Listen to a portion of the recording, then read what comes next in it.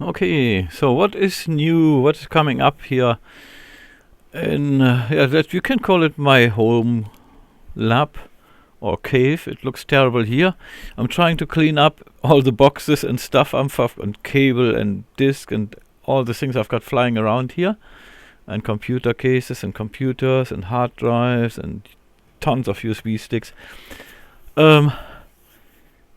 I'm very tempted. I mean, the first thing I'm going to do is I have to move my server cases around. They're just like towers, but much bigger. And I have to move Open Media Vault out of its case into my spare case. That's a spare case in case one of my server dies. I just flip the hard drives over and it works. Like with Android, or for example, I plug my USB stick in, put all the drives in, fire it up, that goes. The same is going to happen with OMV. I wish I had OMV on a USB drive, but I installed it on an SSD. Maybe I'm going to change it, but I might not have time right away to do this, because tomorrow I should get 2 4TB hard drives. Then I will get my Discovery, which is a Synology 218 plus. Take the 2 8TB drives out and put the 4TB in, and use the 2 8TB, most likely with OMV. I don't want to fill up my Android server too much. It's quiet now. I've got this add-on with, what you put in the front, and so I could put 4 hard drives in there, but then you have a fan running and it's just noise, and no, I don't like the fan running, and I don't need to. I still have Open Media Vault, and they just talk easily to each other, so I just run lots of things through shares. But that gives me then the AMD 4600G. So that means I have an AMD GPU in it. And I'm thinking of playing, I do this here with my virtual machines for work and stuff. And it works great because it's very easy. In the moment I've got to, I change something on a laptop, boom, I can always do it. And I don't want to touch the laptop because of my wife, but I want to play with, where is it? With cubes, because cubes is now 4.3, I think. Where are we here? There should be cubes 4.3. And where are we? One more. Yeah, 4.3. So, and that is pretty great. Somebody made a video who just, I can't believe it. He makes only Cube OS videos, so there are not many, and he only has 60 subscribers. I would say in days like today, you do want to have that. That's a good thing. There was one guy who made something about cubes, and he called this Snowden here. Yeah, but he's a traitor, right? So that's what he said. And then he said, yeah, but maybe a Russian guy want to write something about the war, blah, blah, blah, and he has to use cubes.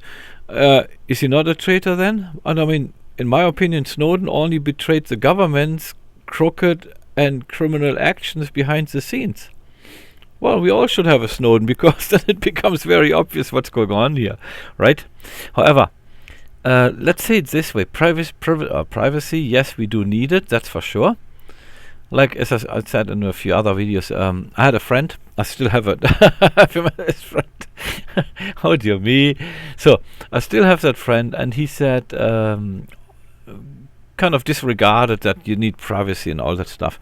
When I told him, I said, what, not a big deal. I said, just give me your phone quick. I said, I want to check some of your emails and see the pictures you have taken. I didn't want to give me his phone. I said, why not? I said, I'm not deleting anything. I'm just looking. No, he didn't like it. So he figured out, oh yes, you do need some kind of privacy.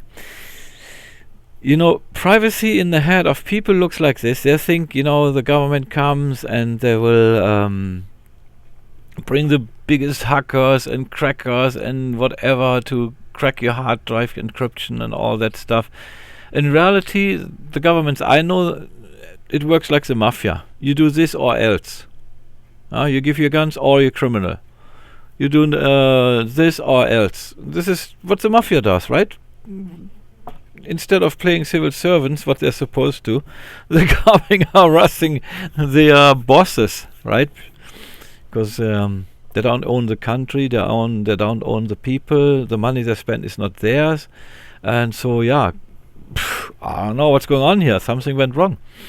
However, because I kind of do cubes, but very, very simplified, with the disadvantage that I have to open automatically or on my own my virtual machines with what I want to do. So I played with cubes before. I had cubes running before, and it was, I don't know, Fedora 32 or something. It's a long time ago when I played around. And what I've seen now, it is so fluent and so easy, and yeah, like, you know, malware stuff comes like in PDFs and pictures and stuff like that. I mean, my emails, Thunderbird and all my emails, they always set that, even the web email, that they download any pictures or something like this. And if you really need to check something, then with cubes you can just let's say right click and say open in a disposable VM, and boom, off it goes. And it goes now much faster because they kind of get preloaded with an absolute bare minimum of resources, so they don't knock your system down. The thing is, I've got one more not one more laptop, kind of a small desktop PC here, a Dell, and I've got a 710 or 30 graphic card in it from Nvidia, of course, which gives me trouble if I install, for example, I don't know if it gives me trouble there. I might just have trouble because I run in a virtual machine here on this semi-virtual machine, like where Mageia runs, you know. That's my Unraid virtual machine server.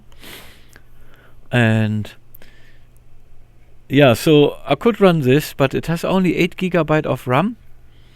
I think an i5 CPU, so that's not too bad. But 8 GB of RAM, you know, I like to play around. I want to do things. So if I take that case where OMV is right now, that has 32 GB and 12 cores.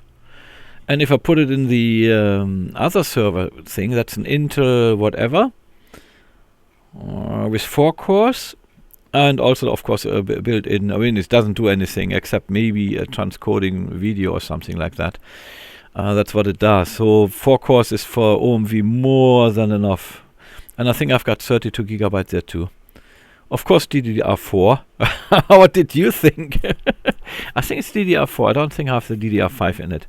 It doesn't really matter because, you know what, I run a Mageia FS. That means everything's running from a single spinning drive. And I'm not having speed records, and I'm not in a rush like that I need some milliseconds, you know. By the way, I found also tons of my old 2.5 spinning drives, and in a moment I 3D print here some cases for it, because then I can put them in the I know I will definitely use 1 or 2 of those in my server, so as you know, where permanent read and writes happens. You usually don't want to have that on an SSD. You want to write on an SSD and not permanent, write temporary files and stuff like that. And these spinning drives, they can take it, that they're made for that. So I downloaded all the very old files from 2012 and stuff like that, which is great. I found really old stuff, which I needed. I don't need it, but I have it. So in case I want to need it, and then I have it.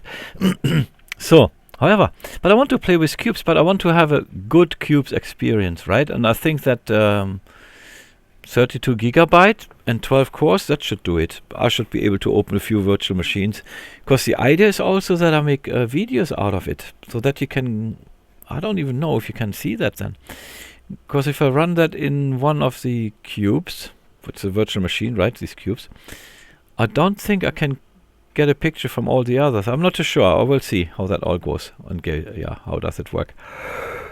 But I definitely can show quite a lot with the cubes I've got open. And yeah, I mean, I just like, yeah, that's why I got the channel, right? I like tinkering around. I like to play around. I want to play with things, and yeah, while I'm doing my own thing with my virtual machines.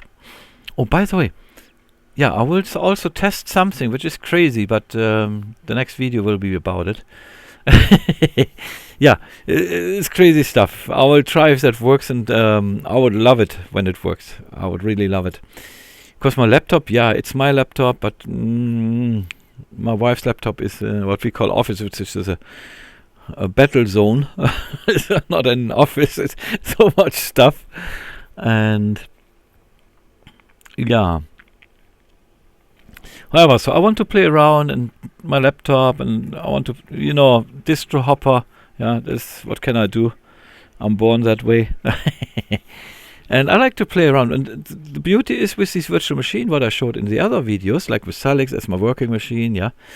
And I've got MX25, which is purely one of these virtual machines. MX25 is purely for my channel. So I can just click on it, fire it up, boom, boom, and if I reinstall my laptop, all I got to do is install virtual machine on whatever I got there. That can be BSD, that can be Linux, that whatever. As long as I can install VirtualBox, and usually you can, then you just copy the machines from the server onto the laptop, and then I can continue with my work without much interruption. Don't have to do much. Yeah, and I've got Linux Mint on my laptop, the DE7 version, because my wife has that on her laptop, so she wouldn't feel any difference if she's, my laptop, who knows what's going on there. Until now, flawless, absolutely flawless. I must say, for absolute beginners, Linux Mint is pretty good. Having said this, but I would say you have the same experience here with Mageia. The only thing is, if you have something more seldom, you might have to, like for example here, I don't think you get the Synology drive and nodes if people want that, but you can get it by Flatpak, and that should work. On my Salix, I tried to install, what was it what I wanted to install? Oh yeah, Pika backup. I wanted to install that, and of course it didn't work because GNOME wants to install, I think, the whole desktop for a backup program. Silly mistake, yeah. Should keep my fingers away from GNOME stuff, because I was looking for Duplicati if they have something, but they don't. I run them always in a Docker, and usually I try to use the same software always.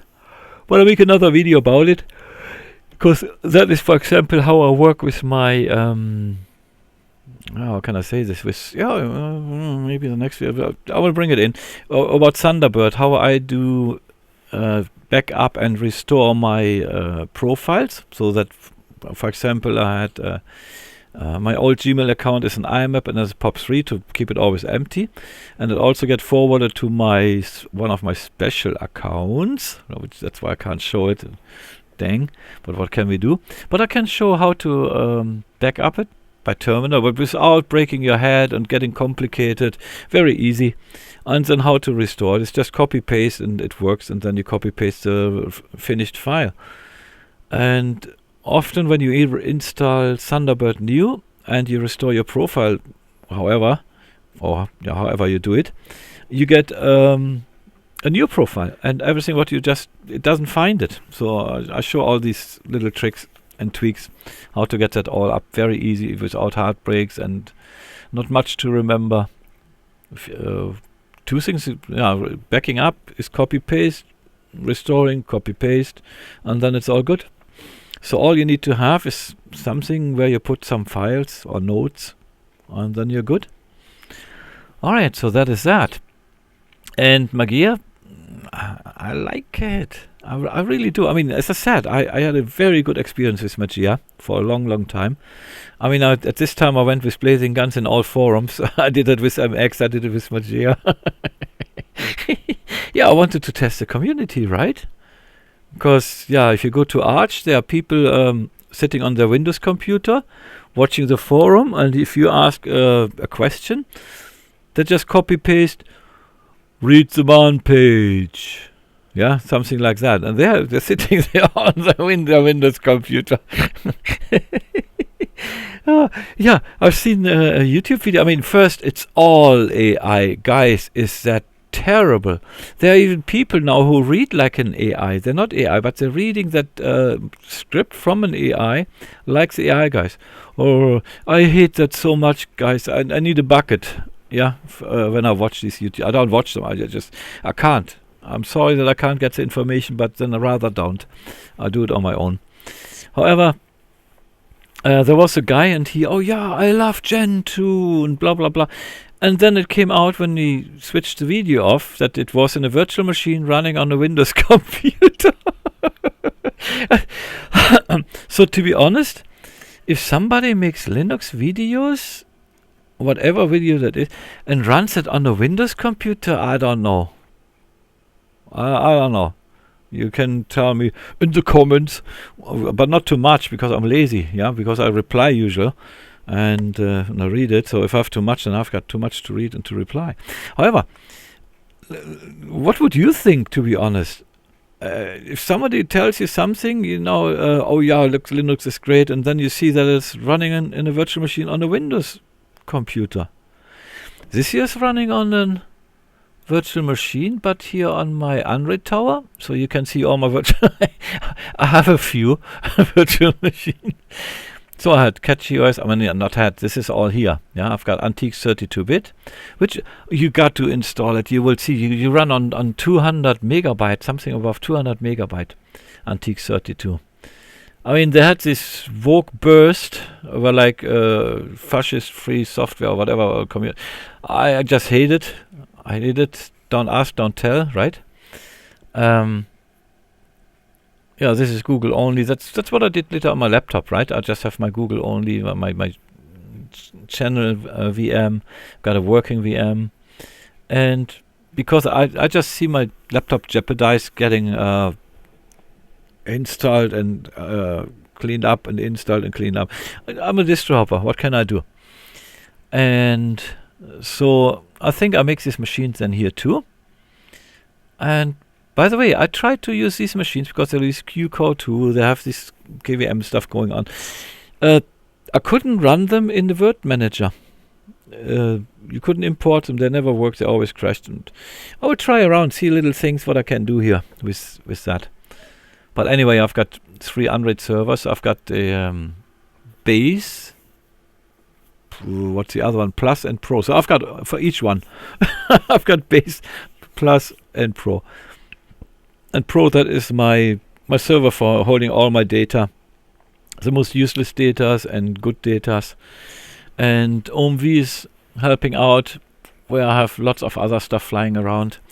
Then I've got a Synology DS218J. Yeah, well, it's a pure drive holding machine. Yes, you can install drive, you can install nodes, and I don't know. I don't want to spin up 4 drives just to check a node or something. So I have Joplin installed for that. Yeah, we get to these things later. However, most important is really privacy. Protect your privacy. But don't expect that you sit there, you know, and they hack your system and they come and break your arm or rape your wife or girlfriend. It's mafia. Don't get that wrong. It's mafia. So my family pictures don't have that value. But my privacy has a value that I don't want anybody to read or everybody to read. It's like these data brokers, they sell it and you get stuffed.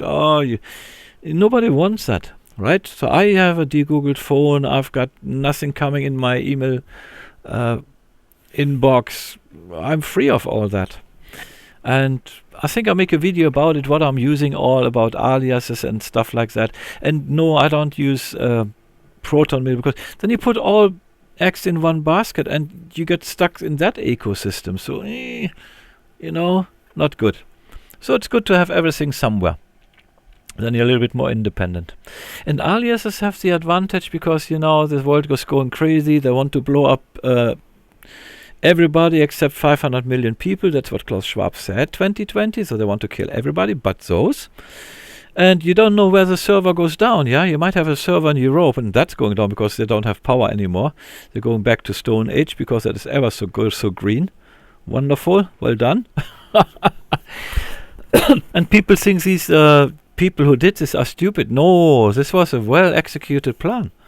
It's the same with the car industry. They put on EGR, for the upgas, then they put on GDI, and this and this and this. And if you put that all together, your engine dies very quick. There's just not much you can do. However, let's not go there. Yeah, I've been a little bit lazy. I haven't been in the Mageia community doing something, because usually I like, when I run software, that I'm there to help or ask questions. Yes, the thing is, I must say, Mageia, it's all there. Still Linux Mint, but I would go for the DE version. Even though there is still one Ubuntu distro I'm going to show too, which I like. I liked it when it came out. I still like it. I've run it for quite some time, but not lately, because as I said, I was stuck. I was server hopping, which is absolutely terrible compared to distro hopping, because you hop servers because you make backups, but you don't do them properly, or I did not do them properly. So I created duplications, because you're afraid to lose this, and all of a sudden something was 1 terabyte is 3, because it's everywhere.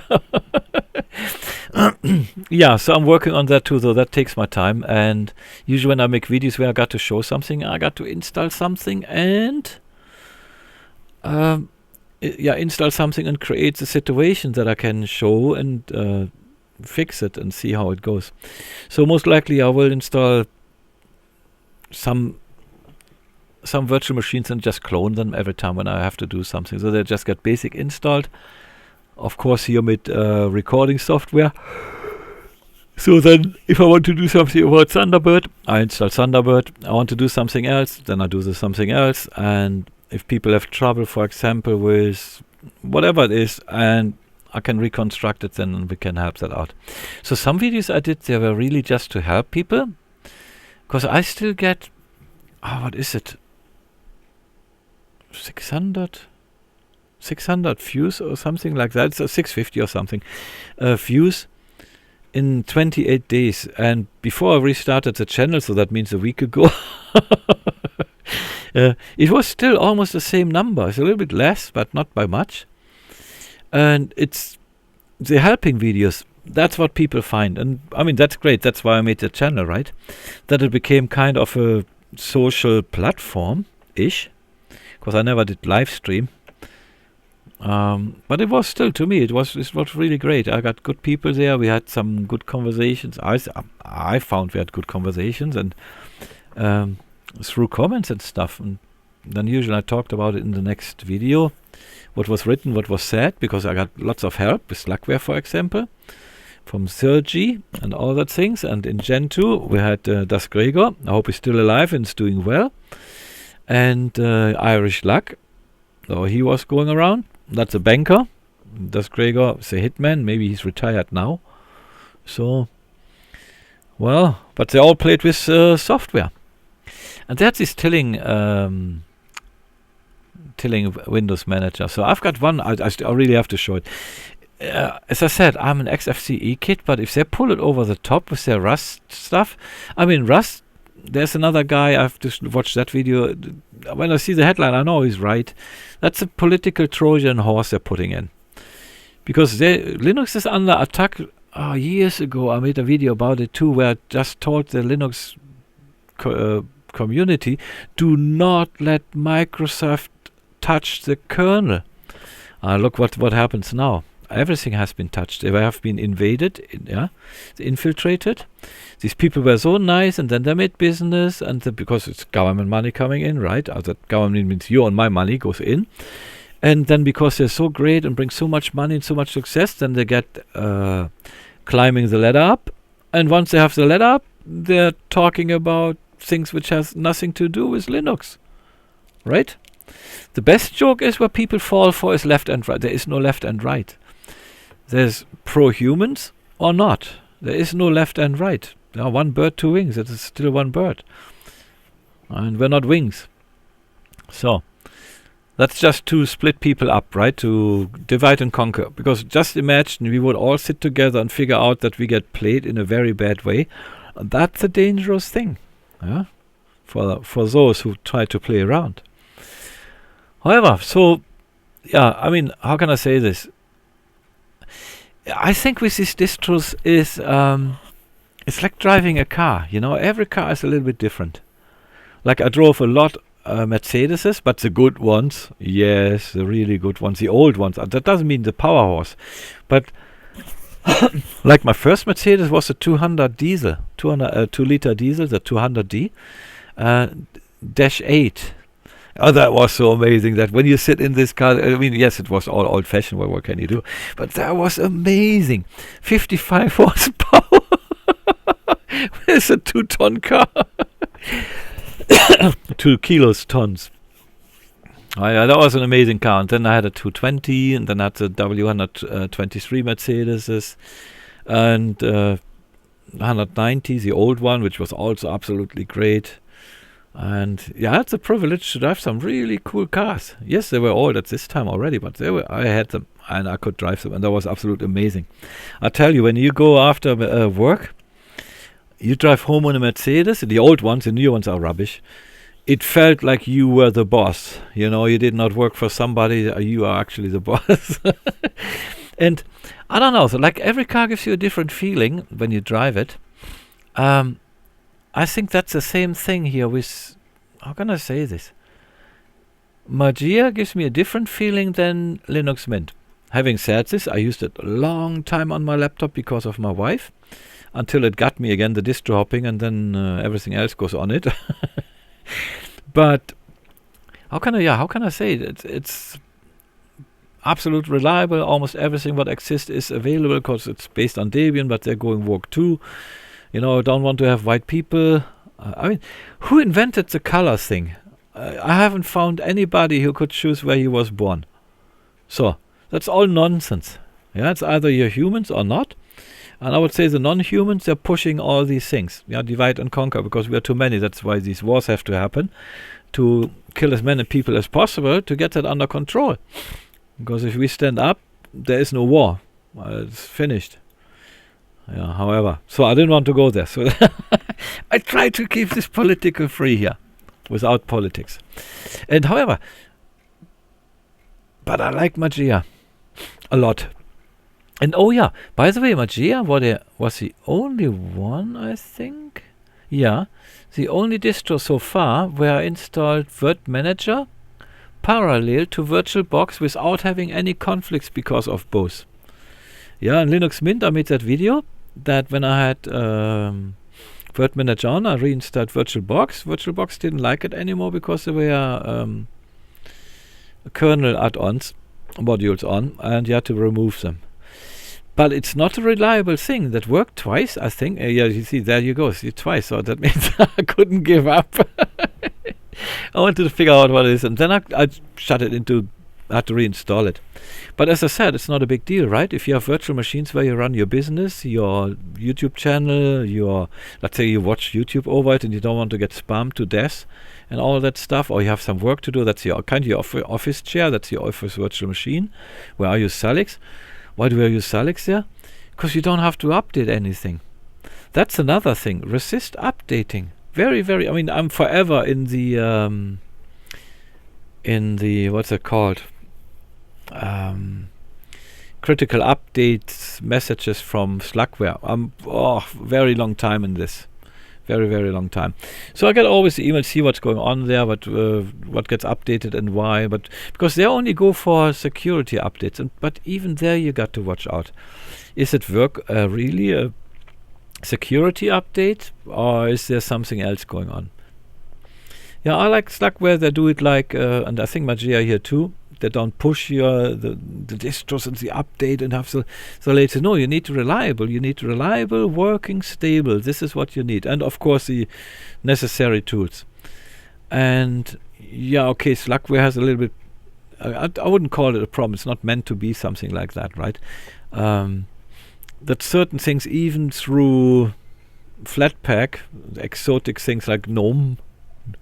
I mean, I would not touch it for money. I would not run GNOME for money. You can send me $1,000 a month.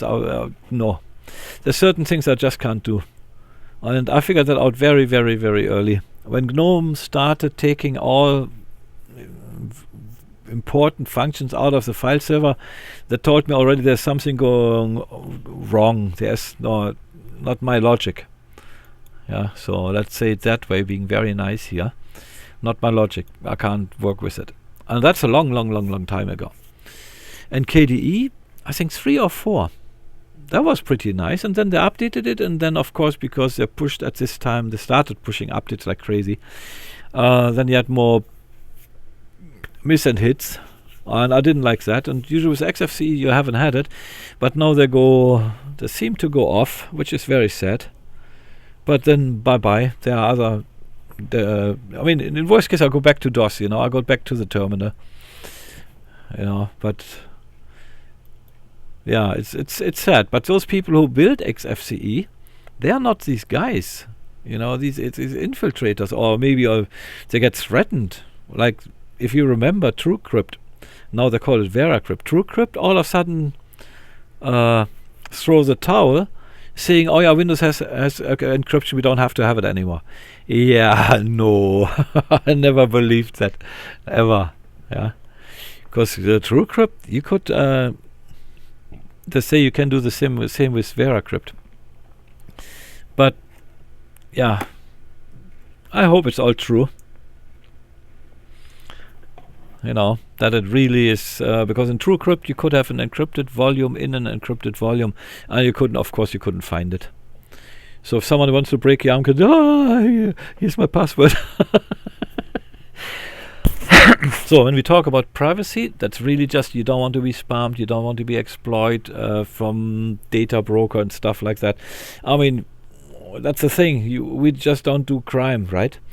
If you use Tor, for example, you most likely use it because, let's say, a friend has cancer or stuff like that. If you Google that on your own, your insurance goes up because they think, oh man, he has cancer. He's just not telling anybody.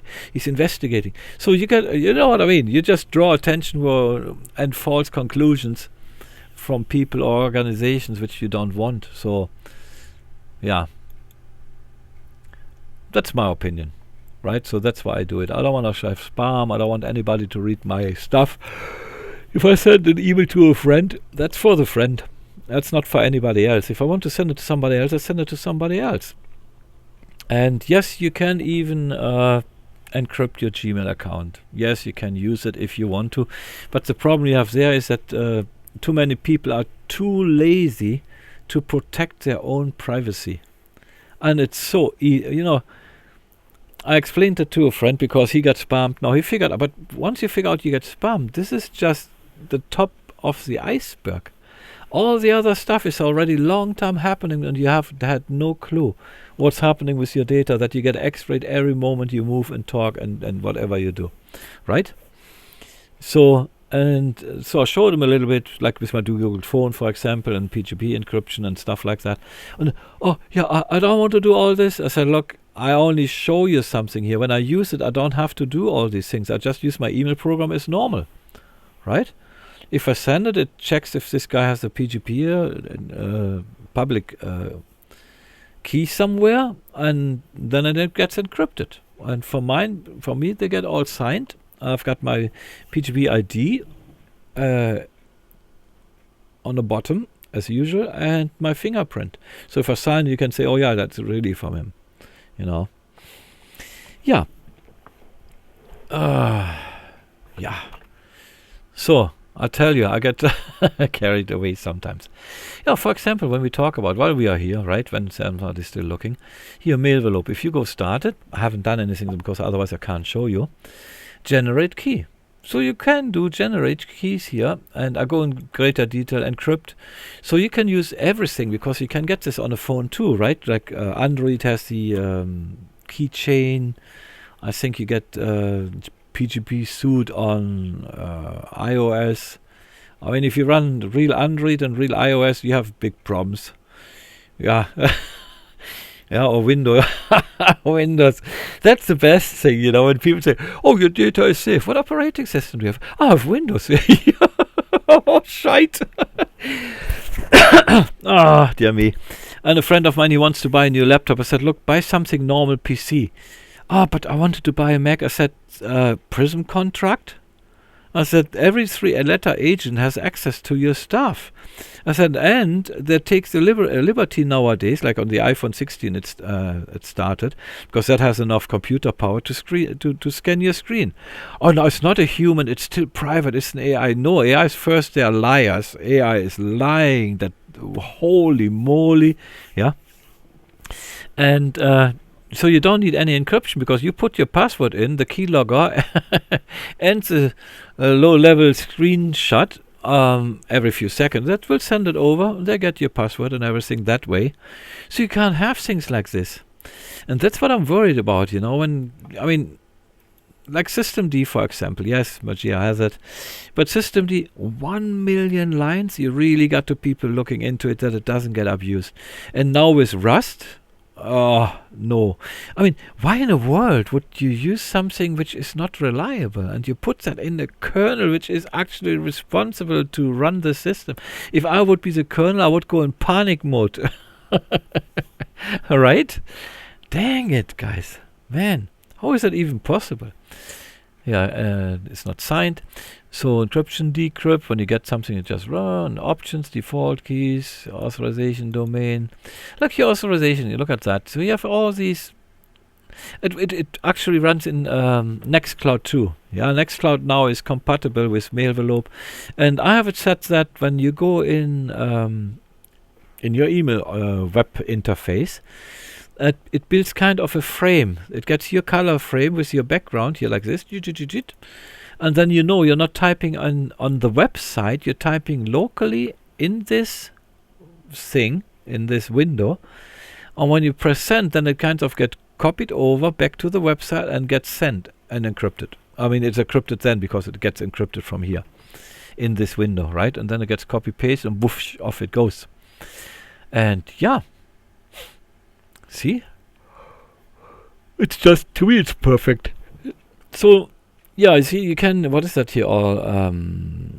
Let's say you have GMX Web.de, that these are all like Gmail, super advertising platforms.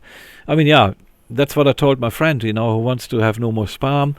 I said, look, if you don't pay for your mail service or for your product, you are the product. I said, I pay for my email service.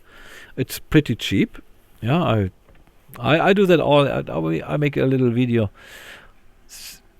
episodes, I think, about privacy to keep that a little bit lower, because I'm talking a lot already now. And I have to come to an end because nobody watches to the end. Usually I had to actually, that's when we had good conversations, because people stayed longer. And you will see that lots of people do this, because when the AI is scanning, they're scanning in the beginning. If you say naughty things you shouldn't be saying. I mean, who are they? My mama, my papa, right? My mom can tell me, no, you don't say anything, you know. However, nowadays it's so easy. It's absolutely easy. And Thunderbird now has it built in. When I started encrypting, you had to have add-ons in Thunderbird, but they work too, you know. But now it's built in, or everything is built in. It's just perfect. I even dared a few weeks ago to take these add-ons out of the extensions out of Thunderbird, and it works flawless, all good, not a big deal. So yeah, there's actually no more excuse. Encrypting, decrypting has become so easy. When I use my email program, you don't even know it.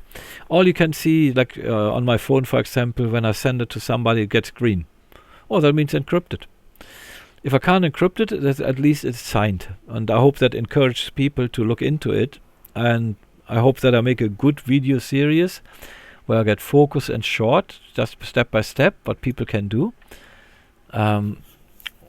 Yeah, if somebody, let's say, everything gets so expensive that you don't have extra money anymore. So if you have a Yahoo account, yes, you can use it. Do you have a Google account? Yes, you can use it. You have these Web.de or GMX, yes, you can encrypt it. And it's good. Like in my email account, even on Gmail, it encrypts the subject too. So that protects your privacy, right? It's so if you get an email from a friend and he talks with you about a phone, so you don't get spammed like crazy, because there comes an email in which Google can't really scan. And no, Google will not complain, because yes, if we get quite a few people to protect themselves, which would be nice for them, and because I hate sending unencrypted emails to people because just they don't know. Like business, for example, have that. Yeah, if I have a business, and I would like to have everything encrypted. Because what does it help me? So, like for my business, I have to send emails out. As I said, always from the beginning here, right? I have to scan, I have to print, and stuff like that. That's why scanning on my HP printer it's just what I got. Is my printer and scanner. So when I send my emails out, what does it help me if I send my email out to a Yahoo, Google guy or whatever? So everything I write is in there. That means the email address I'm sending with is an alias. So I can switch it off any time and rename it in a different name a little bit. Let's say my first name dot last name instead of first name last name. And then I can do last name first name and last dot first name and dash what. Well, I can change it all the time so that I don't get spammed. In the moment I get spammed, it gets changed. That's just how it is. And there are other means how you can do it too. There are lots of good means. And I might have to spend a few bucks to get that running too. I got it running, the free versions, and they're good. I think if you're just a normal guy, don't do too much. And yeah, I just have got my fingers in everything computer. I don't know. Yeah. That's a virus. Safe, tested and safe to distro up nowadays. So you will see. There are easy free tools which help you really to protect yourself from over spamming and people reading, all these regimes. But I mean, you see, they got all the people in a pocket. For example, the Intel and AMD, they all have access from CPU level, so you don't have to worry about a thing. So all we do is protecting our privacy from business people who think to exploit our private lives, right? So if you're a criminal, I'm sorry, you're already doomed. But we're not criminals. We just don't want to be spammed and taken for a ride from everybody. It's just a no. So if somebody wants to have your lunchbox, he gets punched in the face. And that's what we do. We don't have to give everybody everything what they want. Alright, I think that video goes quite long. Yeah, I get carried away. That's what it always was. That's what it always will be. Maybe it's not for everybody. I mean, this channel has never been meant for everybody. That when I see that, these AI videos, they have, I don't know, thousands of views for AI. Holy moly. And to be honest, yes, I talk a lot, but I talk, see, like this, I hop in my subjects. You see that I go from distro to server to drives to that to these. This is just how I am. That's always. I'm hopping around. Like distro hopping, right? So I jump around with subjects. They're all related, but in a different level. And AI is really, oh man, I just can't, no way, no thank you. And I can't imagine that people are really watching this. For real? When I just hear this already, yeah. Or the pictures, you can always see what is AI, so no thank you. My wife can't see this. Yeah, if she watched TikTok, I said, look, that is AI. This is not even real. It's not a person, not an animal. It's just AI, smear on a screen. Yeah. Well. However, so, yeah, I think I have to make notes again. What I'm going to do. I think I will get distracted. Tomorrow comes my hard drive. Tonight I have to switch on my Discovery server. I copied lots of things, of course twice everywhere. Yeah, Duo got it, OMV got it, and I have a duplicati backup from both. Oh yeah, and duplicati does deduplication and compression, so that's massive, the compression and deduplication. I think from 7 terabyte I deduplicated and compressed it to 3 or something. Oh yeah, because it's all double, right? All the pictures, photos, it's tons of photos, tons. Yeah, and videos, of course, family videos. But if they're all everywhere double, you don't get them double in the backup, right? Which is pretty nice. I think we get there too. First, we have to do some safety stuff going on. And you can see, usually I used Bitwarden. I still have my Bitwarden server running, but I couldn't get it running locally. it was complaining about the IP. So I went to KeyPass.exe, and if you're still here, you will still hear it in the next video, or in one of these videos. I think it's a series about privacy. KeyPass can import it even with your passkeys. Yeah, it has a TOTP, and I think passkeys in too. Yeah. But the key is you have to export Bitwarden, or VaultWarden is what I had, of course. You have to export it as JSON file. Then KeyPass can import the JSON file, and this is holding all your passwords, username, TOTP things, and I can show also how easily that is to add on. Because I never have it just in my password manager. I have it always on my phone, and my phone there's always a backup. And the moment I add on, I explained that all in the video. Not today. It's getting too far because it gets into great detail now. So yeah, let me know what you think. I mean, how can I say? Every operating system feels different, isn't it? I know nobody's listening anymore, but I still ask that question. You know, I talk to myself too. Oh dear me. All right. So I don't know. Is that video already an hour or something? How long is it running? Doesn't tell me, no? 45 minutes. Oh yeah. Okay. Still love that picture. It's just nature. Very, very nice. Can't wait for summer. The climate change, you know, there's winter, there's summer. That's a climate change. Yeah, the cold days we call winter, and the hot days we call summer. Yeah. All right. I think I call it now a day. I might make a quick video with something. But I have to really move data around. Physically, I have to move boxes around. I want to get that machine running that I can put cubes on and really enjoy it then. What else? Yeah, and data hygiene, you know, get rid of duplicates, have photos in proper folders. Oh yeah, by occasion, date, countries, and stuff like that. All right.